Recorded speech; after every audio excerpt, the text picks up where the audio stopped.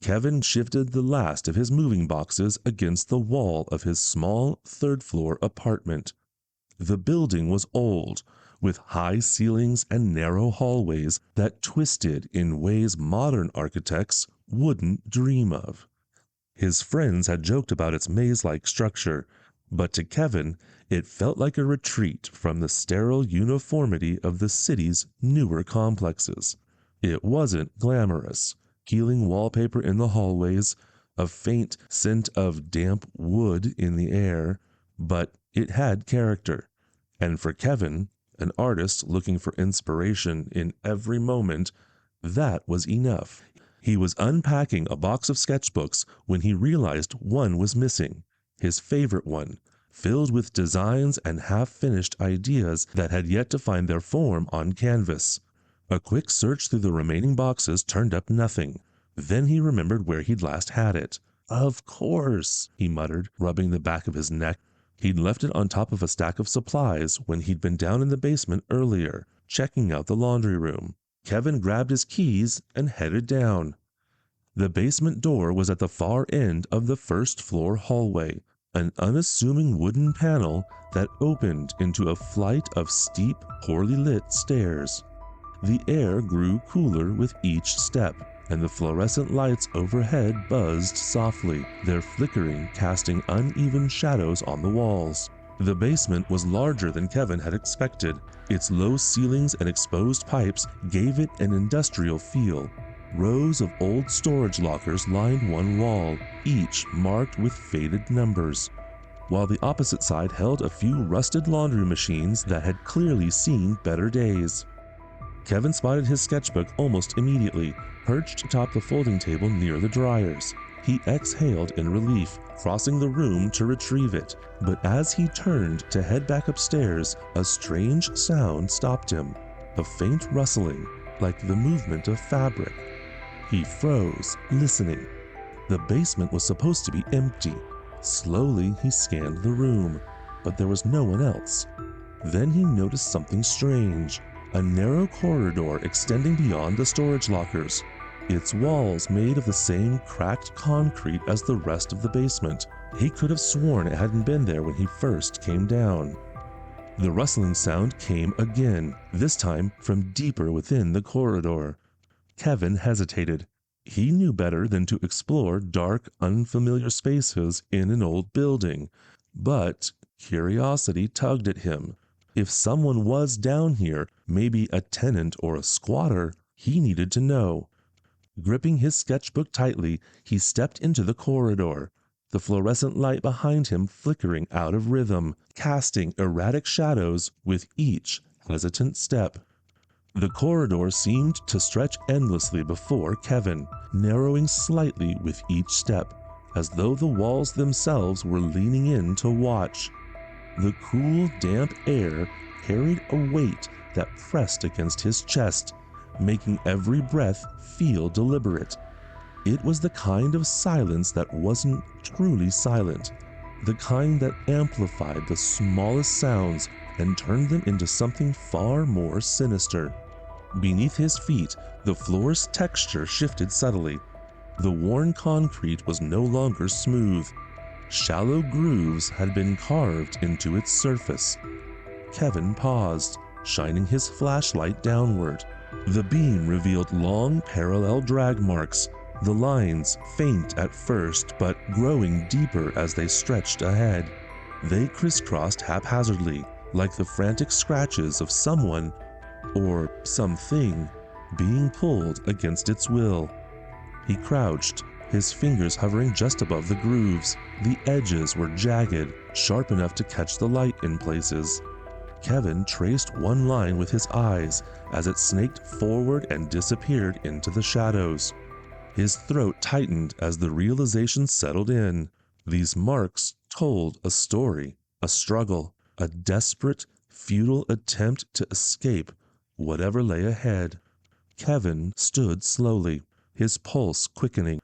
The air around him was heavier now, not just cold, but dense, as though the basement itself was drawing in a long, deliberate breath. He pressed on, each step accompanied by the uneasy sound of his own shoes scuffing against the grooved floor. The further Kevin ventured, the more the basement seemed to defy logic. The once straight corridor now twisted subtly, its walls marked with irregular patterns of moisture and grime. The occasional pipe jutted from the ceiling, dripping water that pooled in dark, stagnant puddles. Each drip echoed a soft clink that seemed to mock the growing tension. Kevin's flashlight flickered, its beams slicing unevenly through the darkness. The rusted walls seemed to ripple under the unsteady light, their surfaces marred by strange discolorations that formed shapes almost resembling faces. Faces twisted in agony, their features blurred as though half forgotten. Then the sound came again, but this time an additional element could be heard. Tap, tap, tap. It was clear, deliberate, and measured, as though someone ahead was waiting, marking time with each strike. Kevin stopped, his heart racing. He listened intently, his ears straining for any other sound.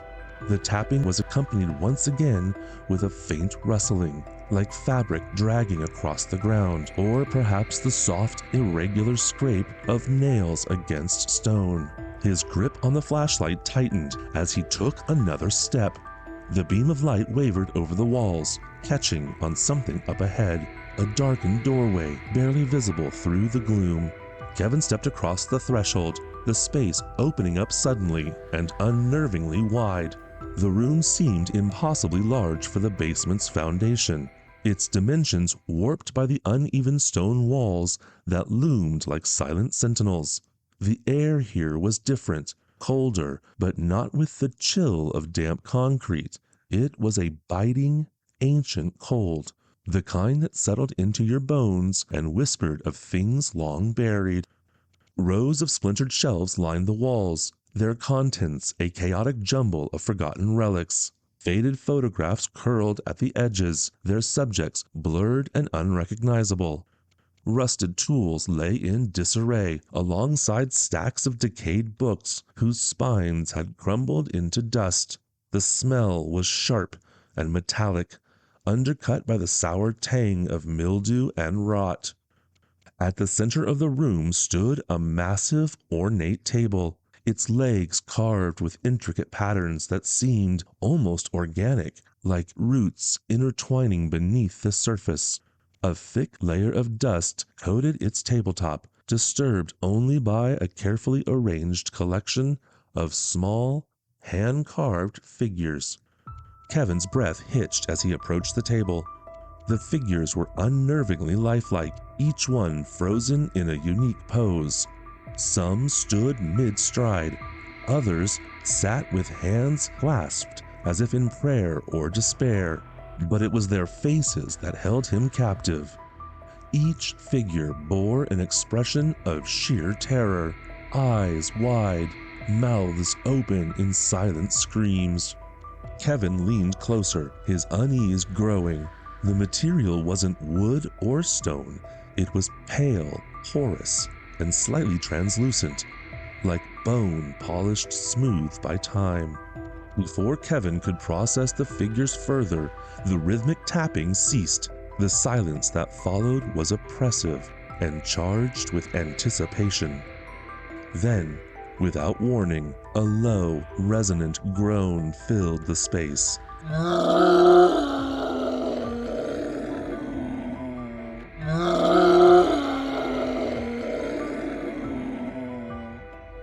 It didn't sound like any creature he knew. It was deeper, almost like the guttural strain of metal bending under immense pressure, layered with a faint, growling undertone. Kevin spun around, his flashlight jerking across the room. The shadows seemed to shift and writhe as though they were alive, pooling together at the far end of the room. The beam caught something, a massive, hunched silhouette that moved with a slow, deliberate purpose. Its form was obscured, but Kevin could make out jagged, unnatural angles, as though its limbs bent in ways that defied anatomy. The groan deepened, vibrating through the floor beneath him. The carved figures on the table trembled slightly, their fragile forms rattling as though responding to the sound.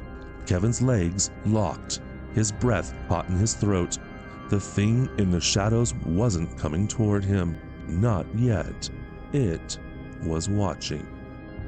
Kevin's grip tightened on the flashlight, its cold metal casing slick with sweat. The shadowed figure at the far end of the room didn't move, but its presence was suffocating.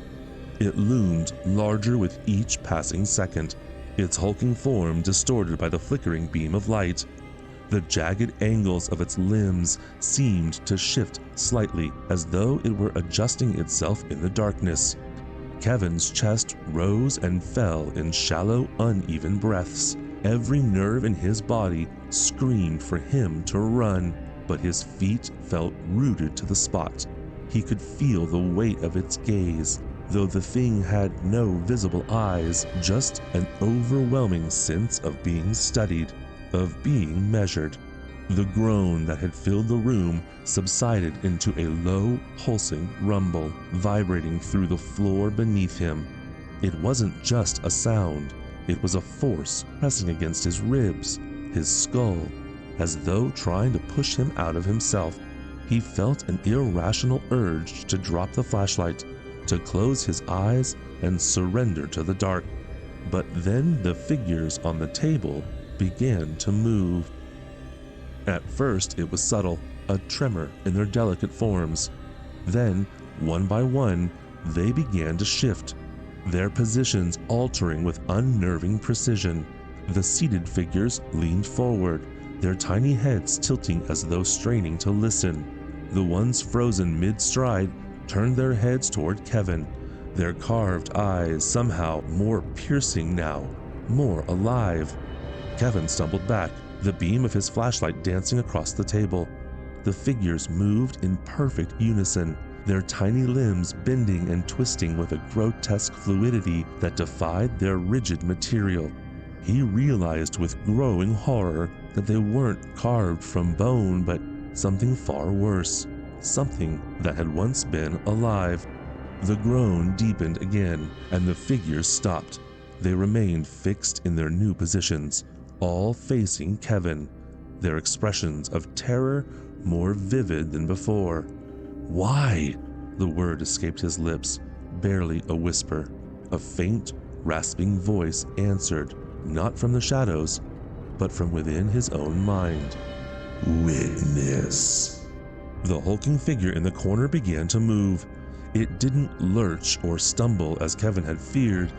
It glided, its impossibly long limbs sweeping across the floor with eerie grace. The shadows around it rippled, stretching out like tendrils that seemed to hunger for light. The air grew colder with each step it took, a numbing chill that spread through Kevin's limbs and turned his breath to mist. Kevin's survival instincts kicked in. He turned on his heel and sprinted toward the corridor. His flashlight flickered wildly as he ran, casting distorted shapes along the walls that seemed to shift and warp in his peripheral vision. Behind him, the sound of dragging footsteps echoed, slow but relentless, as though the creature knew he had nowhere to go. The corridor twisted unnaturally, its path narrowing and stretching in ways that defied logic. Kevin's pulse thundered in his ears, his breaths ragged. The drag marks on the floor beneath him seemed to grow deeper, more erratic, as if they were guiding him or warning him. He rounded the corner and skidded to a stop. The corridor ahead split into 3 paths, each identical and stretching into darkness. He swore under his breath, his mind racing. He didn't remember this fork, and the oppressive weight of the building pressed down harder, feeding on his own growing panic. The dragging footsteps grew louder behind him, accompanied by that same low rumble, now vibrating through the very walls. Kevin had seconds to decide. Without thinking, he chose the center path and bolted. The narrow corridor opened into another room, this one smaller, but just as unsettling. A single dim bulb flickered overhead, casting a weak yellowish light over a rusted metal door at the far end. Above the door, in faded red paint, was the word exit. Relief surged through Kevin, even as his instinct screamed that it was too good to be true. He sprinted toward the door, his shoes slipping on the uneven floor. The bulb flickered again, and for a split second, the light revealed something etched into the door's surface. Intricate symbols, similar to those carved into the table. Kevin didn't stop to examine them. He slammed into the door, gripping the cold handle with both hands and twisting. It wouldn't budge. He yanked harder, the metal creaking under his weight, but it held firm, as if mocking his desperation. Behind him, the footsteps stopped. Kevin turned slowly, the flashlight trembling in his hand. The corridor was empty, but the air was charged, alive with an unseen presence. The rumble that had followed him subsided, replaced by a silence so profound it seemed to swallow all sound. And then, from the darkness came a voice, low, resonant, and dripping with malice. "You cannot leave." The voice reverberated through the corridor. "You cannot leave." Kevin's back pressed against the cold door, but now his trembling fingers gripped more than just fear. They held his sketchbook, the worn cover already smudged with charcoal. His mind raced as he stared at the looming figure in the shadows. The labyrinth had trapped him in its twisted design, but it had underestimated him. Kevin had spent years channeling his thoughts, fears, and dreams into his sketchbook, using art as a means to reshape the world around him. This place, a living labyrinth of shadows and terror, had its own logic, but it was still a construct, and every construct could be rewritten. The entity stepped forward, its glass-like face splintering the dim light into fractured beams. Kevin didn't flinch. Instead, he flipped open the sketchbook, his hands moving instinctively. The corridor around him pulsed with malevolent energy, but Kevin focused on his lines, each stroke deliberate and precise. He drew a pit, vast and yawning, its edges jagged and sharp. The depth of the chasm he imagined was infinite, stretching far below the roots of the labyrinth. As the last line connected, the floor beneath the creature began to tremble. The entity paused, its towering form hesitating for the first time. The floor cracked beneath its feet, the jagged lines spreading outward as the ground began to shift and groan. Kevin's sketch came to life, the pit he had drawn manifesting in the corridor. With a deafening roar, the floor gave way. The creature staggered, its elongated limbs clawing at the edges of the collapsing ground. Kevin's heart pounded as he quickly sketched more, refining the pit's edges, making them slick and steep. The entity let out an otherworldly scream as it lost its grip, tumbling into the darkness below. Kevin could feel the air around him shift, the oppressive weight beginning to lift. But he wasn't done yet. The creature's fractured face, still visible in the abyss, glared up at him, its glassy shards reflecting Kevin's determined gaze. It was trying to climb, its jagged limbs scraping against the walls of the pit. Kevin crouched down, his pencil flying across the page. He drew the pit, filling in, layer by layer, stone by stone, until no trace of the abyss remained. He pressed his palm against the sketch, smearing the charcoal to seal the lines. The rumble of the collapsing pit echoed through the labyrinth as the ground reformed. The entity let out one final, furious howl before the last of the chasm sealed shut. Silence fell, heavy and absolute. Kevin stood, his breath ragged, his hands covered in charcoal and sweat. The labyrinth around him trembled, cracks racing across its walls as if the space itself was unraveling. He flipped to a fresh page in his sketchbook and began to draw again. This time, he sketched an exit, not the oppressive metal door from before, but something different. He envisioned a simple, unmarked doorway that led to freedom, its frame bathed in light. With each stroke, the image solidified, the lines glowing faintly. The wall in front of him split, revealing the doorway exactly as he had drawn it. Warm light spilled through, dispelling the cold, unnatural air of the labyrinth. Without hesitation, Kevin stepped through. He emerged into his apartment, the familiar scent of wood and dust grounding him. Sunlight streamed through the windows, and the distant hum of life beyond the walls brought him back to reality. Kevin glanced down at his sketchbook, its pages still open to the drawing of the sealed pit. The faint glow of the lines had faded, leaving only the smudged marks of charcoal. The basement was gone, and the evil that had lurked within it was sealed forever. But Kevin knew the power he had wielded was still with him. His art had become more than a tool. It had also become a weapon, a means to reshape the world around him. And though he was free, he would never forget the darkness he had faced. For now, though, he allowed himself to breathe, to feel the relief of escape. Kevin closed his sketchbook, set it aside, and let the light of the new day wash over him.